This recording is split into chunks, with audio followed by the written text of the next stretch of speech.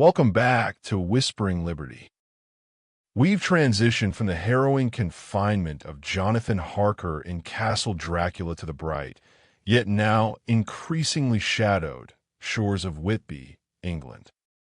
In Chapter 5, we met Mina Murray and Lucy Westenra, whose journals and letters painted a picture of cheerful Victorian life, a stark contrast to the horrors left behind in Transylvania.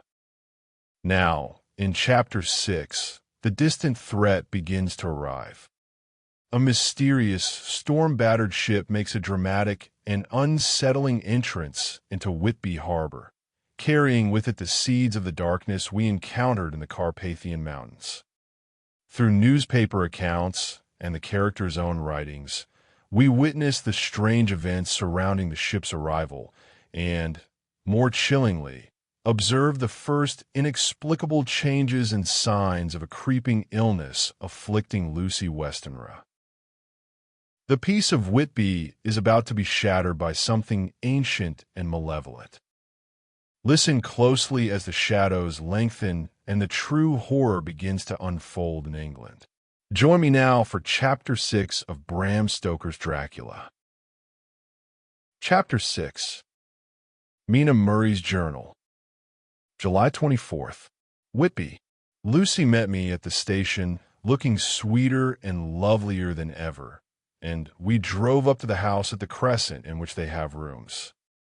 This is a lovely place.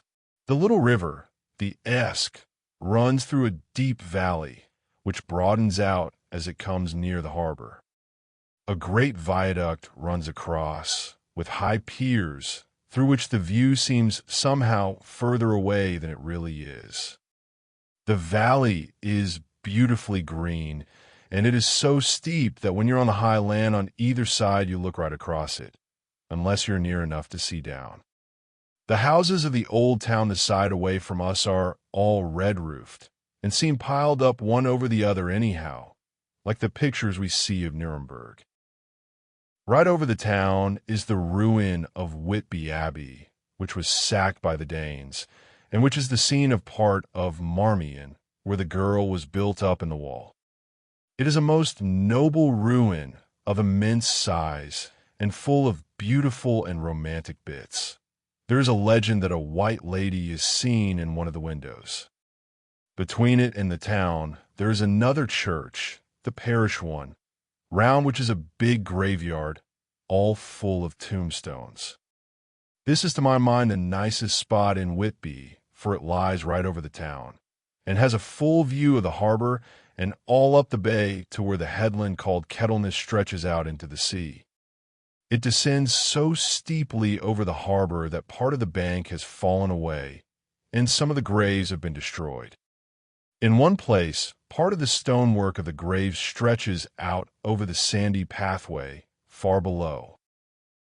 There are walks with seats beside them through the churchyard, and people go and sit there all day long looking at the beautiful view and enjoying the breeze. I shall come and sit here very often myself and work. Indeed, I am writing now with my book on my knee and listening to the talk of three old men who are sitting beside me. They seem to do nothing all day but sit up here and talk. The harbor lies below me, with on the far side one long granite wall stretching out into the sea, with a curve outwards at the end of it, in the middle of which is a lighthouse. A heavy seawall runs along outside of it. On the near side, the seawall makes an elbow crooked inversely, and its end too has a lighthouse. Between the two piers there is a narrow opening into the harbor, which then suddenly widens. It is nice at high water, but when the tide is out it shoals away to nothing, and there is merely the stream of the Esk running between banks of sand, with rocks here and there. Outside the harbor on this side, there rises for about half a mile a great reef, the sharp edge of which runs straight out from behind the south lighthouse. At the end of it is a buoy with a bell, which swings in bad weather, and sends in a mournful sound on the wind. They have a legend here that when a ship is lost bells are heard out at sea. I must ask the old man about this. He is coming this way. He is a funny old man. He must be awfully old, for his face is all gnarled and twisted like the bark of a tree. He tells me that he is nearly 100, and that he was a sailor in the Greenland fishing fleet when Waterloo was fought. I wouldn't fashmissel about them, miss. Them things be all wore out. Mind, I don't say that they never was, but I do say that they wasn't in my time. They be all very well for comers and trippers, and the like, but not for a nice young lady like you. Them feet folks from York and Leeds that be always eatin' cured herrings and drinkin' tea and looking out to buy cheap jet would creed aught. I wonder, Miss Soul, who'd be bothered tellin' lies to them even the newspapers, which is full of fool talk. I thought he would be a good person to learn interesting things from, so I asked him if he would mind telling me something about the whale fishing in the old days. I must gang a Jeanwards home now, miss. My granddaughter doesn't like to be kept waitin' when the tea is ready, for it takes me time to crammel abun the grease, for there be a many of them, and, miss, I lack belly timber sarely by the clock. He hobbled away, and I could see him hurrying, as well as he could, down the steps. The steps are a great feature on the place. They lead from the town up to the church. There are hundreds of them. I do not know how many, and they wind up in a delicate curve. The slope is so gentle that a horse could easily walk up and down them. I think they must originally have had something to do with the abbey. I shall go home too. Lucy went out visiting with her mother, and as they were only duty calls, I did not go. They will be home by this. August 1st. I came up here an hour ago with Lucy, and we had a most interesting talk with my old friend and the two others who always come and join him. He is evidently the Sir Oracle of them, and I should think must have been in his time a most dictatorial person. He will not admit anything, and downfaces everybody. If he can't out-argue them, he bullies them, and then takes their silence for agreement with his views. Lucy was looking sweetly pretty in her white lawn frock. She has got a beautiful color since she has been here. I noticed that the old men did not lose any time in coming up and sitting near her when we sat down. She is so sweet with old people. I think they all fell in love with her on the spot. Even my old man succumbed and did not contradict her, but gave me double share instead. I got him on the subject of the legends, and he went off at once into a sort of sermon. It be all fool talk, lock, stock, and barrel. That's what it be and nowt else. These bands and wafts and boghosts and barguests and bogles and all anent them is only fit to set barons and dizzy women a belderin. They be nowt but airblebs. They in all grims and signs and warnings be all invented by parsons and ilsome butte bodies and railway touters to skeer and scunner halflins, and to get folks to do something that they don't other incline to. It makes me ireful to think o' them. Why, it's them that, not content with printing lies on paper and preaching them out of pulpits, does want to be cutting them on the tombstones. Look here all around you and whate'er ye will. All them steens, holding up their heads as well as they can out of their pride, is a can't simply tumbling down with the weight of the lies wrote on them. Here lies the body, or sacred to the memory wrote on all of them, and yet in nigh half of them there bean't no bodies at all. And the memories of them bean't cared a pinch of snuff about, much less sacred. Lies all of them, nothing but lies of one kind or another. My Gog, but it'll be a queer scouterman at the day of judgment when they come tumbling up in their death sarks, all jupped together and trying to drag their tombsteins with them to prove how good they was, some of them trimlin' and ditherin', with their hands that dozened and slippy from lying the sea that they can't even keep their grub o' them. Oh, Mr. Swales, you can't be serious. Surely these tombstones are not all wrong. Yablins, there may be a poorish few not wrong, savon, where they make out the people too good. For there be folk that do think a bombole be like the sea, if only it be their own. The whole thing be only lies. Now look you here, you come here a stranger, and you see this Kirkgarth. I nodded, for I thought it better to assent, though I did not quite understand his dialect. I knew it had something to do with the church. He went on, and you consate that all these theens be a boon folk that be happed here, snod and snog? I assented again. Then that be just where the lie comes in. Why, there be scores of these lay beds that be toom as old Dunn's bacca-box on Friday night. He nudged one of his companions, and they all laughed. And my gog, how could they be otherwise?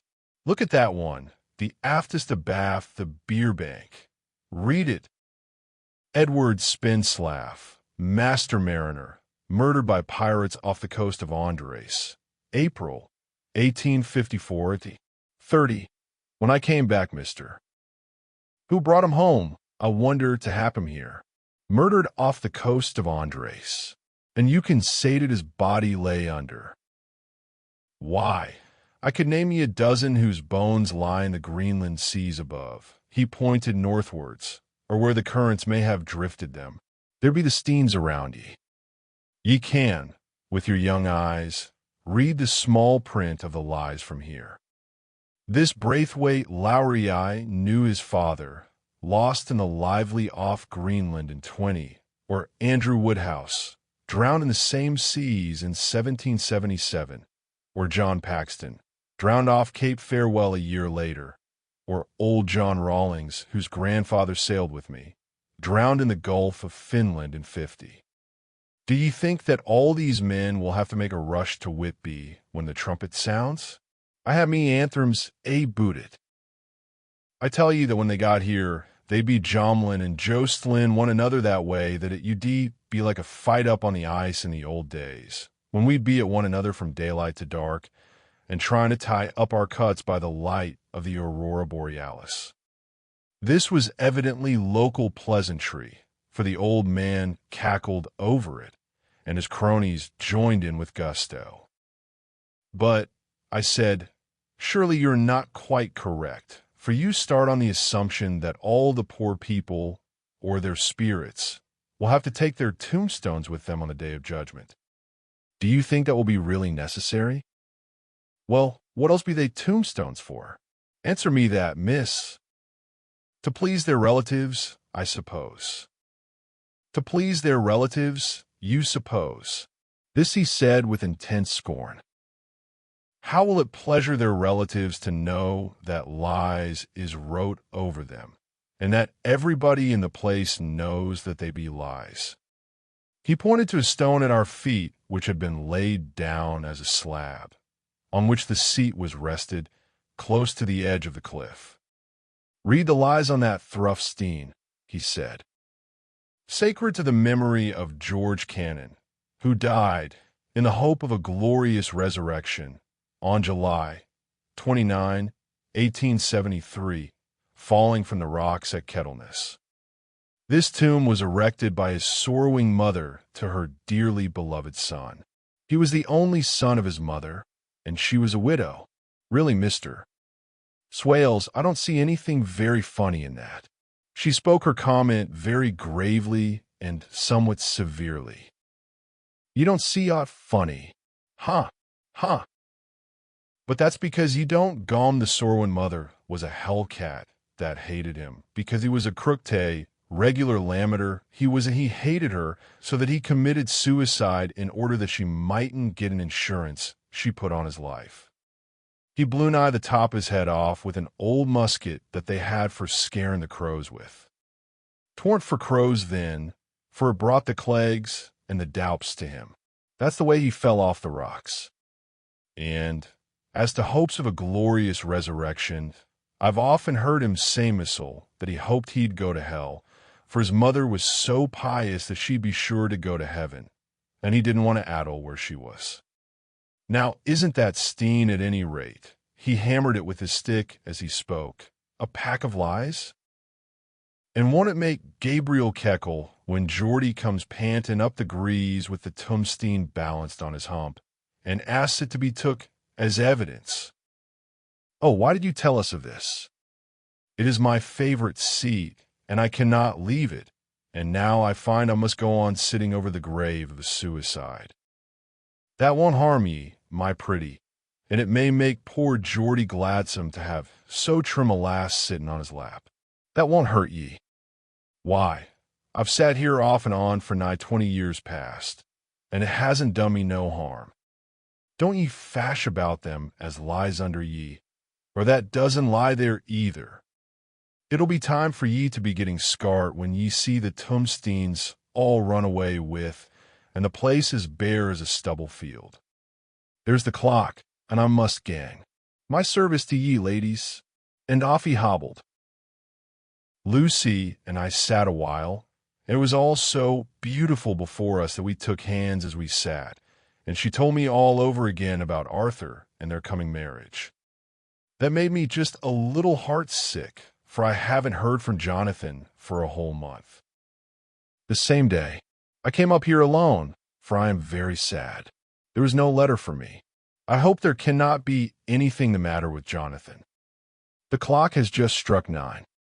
I see the lights scattered all over the town, sometimes in rows where the streets are, and sometimes singly.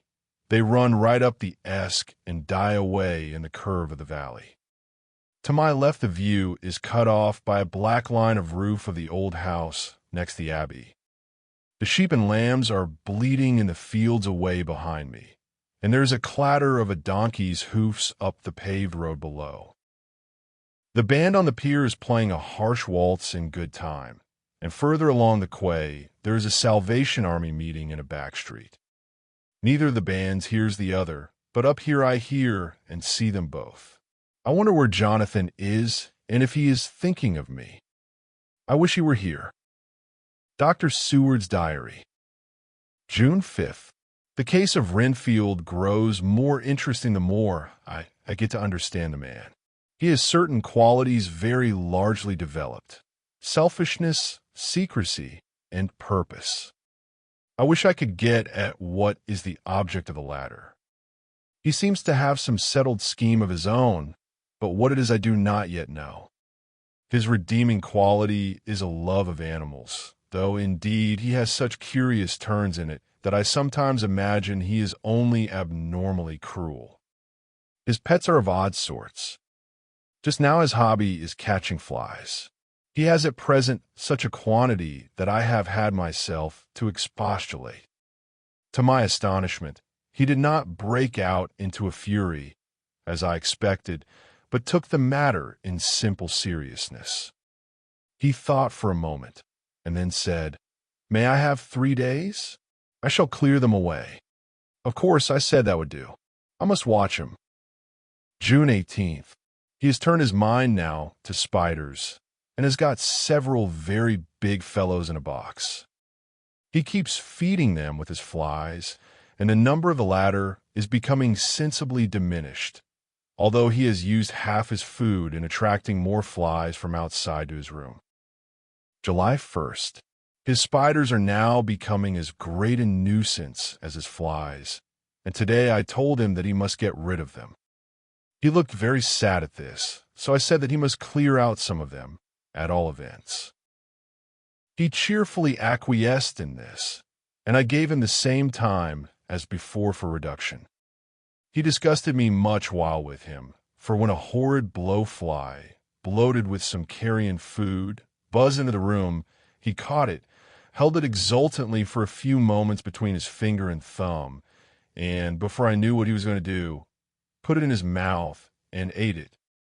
I scolded him for it, but he argued quietly that it was very good and very wholesome, that it was life, strong life, and gave life to him. This gave me an idea, or the rudiment of one. I must watch how he gets rid of his spiders. He has evidently some deep problem in his mind, for he keeps a little notebook in which he is always jotting down something. Whole pages of it are filled with masses of figures, generally single numbers added up in batches, and then the totals added in batches again, as though he were focusing some account, as the auditors put it. July 8th. There is a method in his madness, and the rudimentary idea in my mind is growing. It will be a whole idea soon, and then, unconscious cerebration. You will have to give the wall to your conscious brother.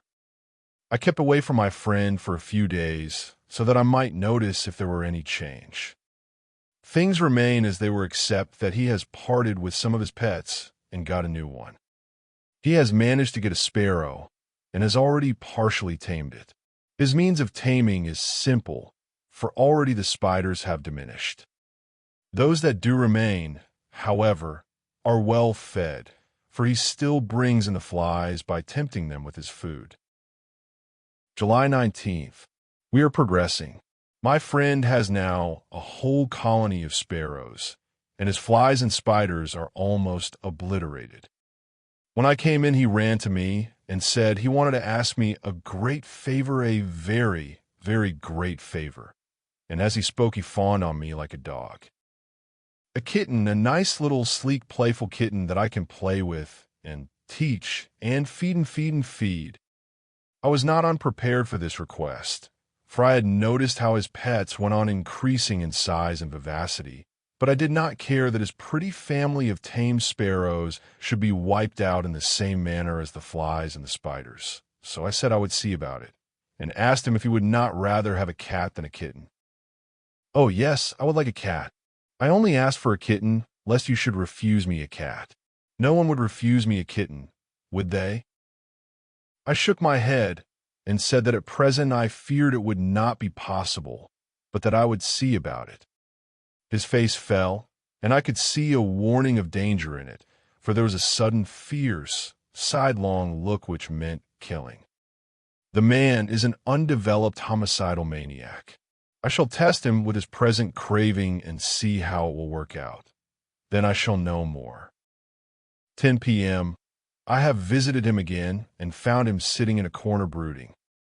When I came in, he threw himself on his knees before me and implored me to let him have a cat, that his salvation depended upon it. I was firm, however, and told him that he could not have it, whereupon he went without a word and sat down, gnawing his fingers in the corner where I had found him.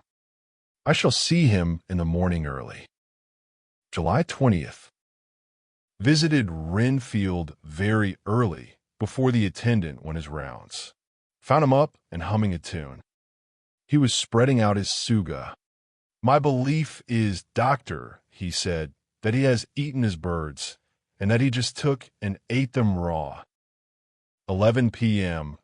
I gave Renfield a strong opiate tonight, enough to make even him sleep, and took away his pocketbook to look at it.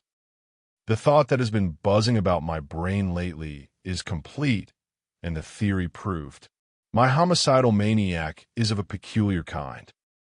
I shall have to invent a new classification for him, and call him a zoophagous, life-eating maniac. What he desires is to absorb as many lives as he can, and he has laid himself out to achieve it in a cumulative way. He gave many flies to one spider and many spiders to one bird, and then wanted a cat to eat the many birds. What would have been his later steps? It would almost be worth while to complete the experiment. It might be done if there were only a sufficient cause. Men sneered at vivisection, and yet look at its results today. Why not advance science in its most difficult and vital aspect, the knowledge of the brain?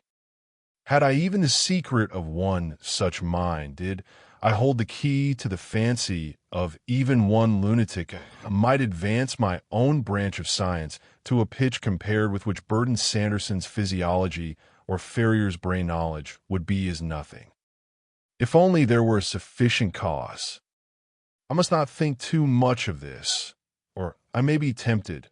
A good cause might turn the scale with me, for may not I too be of an exceptional brain, congenitally? How well the man reasoned. Lunatics always do within their own scope. I wonder at how many lives he values a man, or if at only one. He has closed the account most accurately, and today begun a new record. How many of us begin a new record with each day of our lives? To me, it seems only yesterday that my whole life ended with my new hope, and that truly I began a new record. So it will be until the great recorder sums me up and closes my ledger account with a balance to profit or loss. Oh, Lucy, Lucy, I cannot be angry with you, nor can I be angry with my friend whose happiness is yours, but I must only wait on hopeless and work. Work, work. If I only could have as strong a cause as my poor mad friend there, a good, unselfish cause to make me work, that would be indeed happiness. Mina Murray's Journal, July 26th. I am anxious, and it soothes me to express myself here. It is like whispering to oneself and listening at the same time.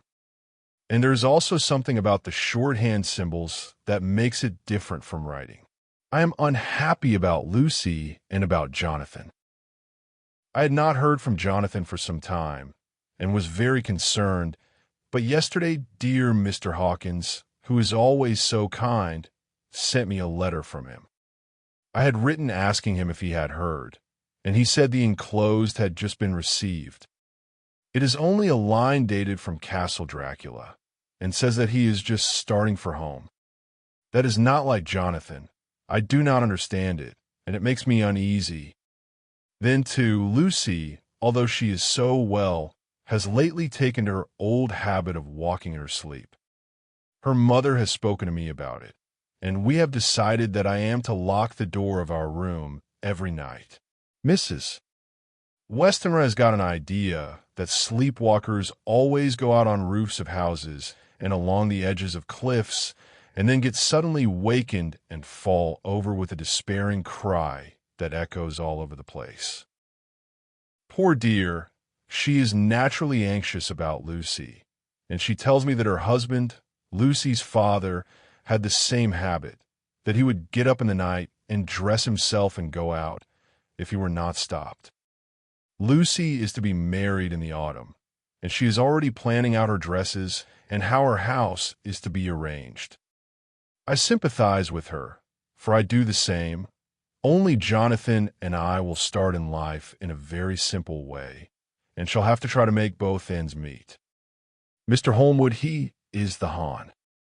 Arthur Holmwood, only son of Lord Godalming, is coming up here very shortly as soon as he can leave town, for his father is not very well, and I think dear Lucy is counting the moments till he comes. She wants to take him up to the seat on the churchyard cliff and show him the beauty of Whitby. I dare say it is the waiting which disturbs her. She will be all right when he arrives. July 27th. No news from Jonathan.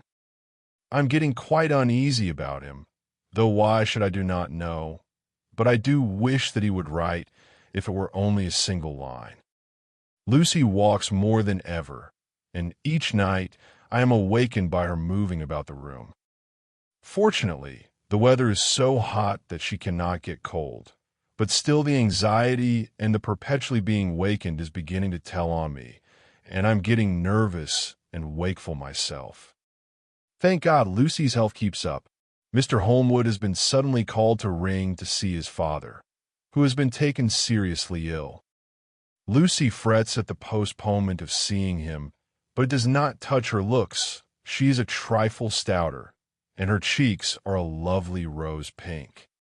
She has lost that anemic look which she had. I pray it will all last. Break time equals 0. 5s/August 3rd. Another week gone, and no news from Jonathan, not even to Mr. Hawkins, from whom I have heard. Oh, I do hope he is not ill. He surely would have written.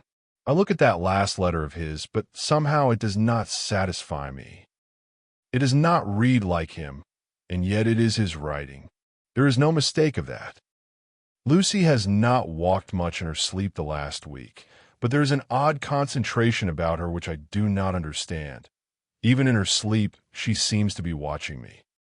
She tries the door, and, finding it locked, goes about the room searching for the key. August 6th.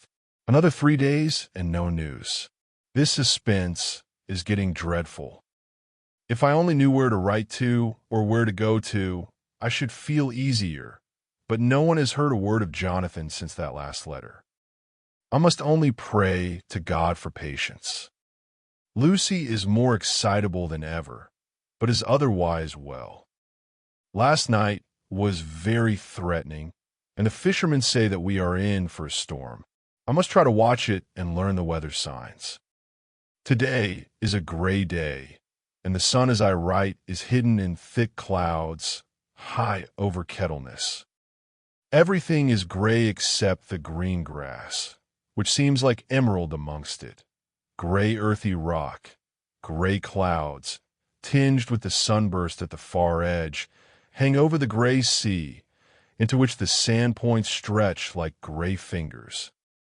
The sea is tumbling in over the shallows and the sandy flats with a roar, muffled in the sea mists drifting inland. The horizon is lost in a gray mist. All is vastness. The clouds are piled up like giant rocks, and there is a brool over the sea that sounds like some presage of doom. Dark figures are on the beach here and there, sometimes half shrouded in the mist, and seem men like trees walking. The fishing boats are racing for home, and rise and dip in the ground swell as they sweep into the harbor, bending to the scuppers. Here comes old Mr. Swales. He is making straight for me, and I can see, by the way he lifts his hat, that he wants to talk. I have been quite touched by the change in the poor old man. I want to say something to you, miss. I'm afraid, my dearie, that I must have shocked you by all the wicked things I've been saying about the dead and such like for weeks past, but I didn't mean them, and I want ye to remember that when I'm gone. We 80 folks that be daffled, and with 1 foot abaft the crockhole, don't altogether like to think of it, and we don't want to feel scarred of it. And that's why I've took to making light of it, so that I'd cheer up my own heart a bit. But, Lord love ye, miss, I ain't afraid of dying, not a bit. Only I don't want to die if I can help it. My time must be nigh at hand now, for I be AD, and 100 years is too much for any man to expect, and I'm so nigh that the UD man is already wet in his scythe. Ye see, I can't get out o' the habit of caffing about it all at once. The chaffs will wag as they be used to. Some day, soon the angel of death will sound his trumpet for me. But don't ye dull and greet, my dearie. For he saw that I was crying. If he should come this very night, I'd not refuse to answer his call. For life be, after all, only a waitin' for something else than what we're doing, and death be all that we can rightly depend on. But I'm content, for it's comin' to me, my dearie, and comin' quick. It may be comin' while we be lookin' and wonderin'. Maybe it's in that wind out over the sea that's bringin' with it loss and wreck, and sore distress, and sad hearts. Look, look, he cried suddenly. There's something in that wind and in the host beyond that sounds and looks and tastes and smells like death. It's in the air. I feel it comin'. Lord, make me answer cheerful when my call comes. He held up his arms devoutly and raised his hat. His mouth moved as though he were praying. After a few minutes' silence, he got up, shook hands with me, and blessed me, and said goodbye, and hobbled off. It all touched me and upset me very much. I was glad when the Coast Guard came along with his spyglass under his arm. He stopped to talk with me, as he always does, but all the time kept looking at a strange ship. I can't make her out, he said. She's a Russian, by the look of her, but she's knocking about in the queerest way. She doesn't know her mind a bit. She seems to see the storm coming, but can't decide whether to run up north in the open or to put in here. Look there again. She is steered mighty strangely, for she doesn't mind the hand on the wheel, changes about with every puff of wind. We'll hear more of her before this time tomorrow.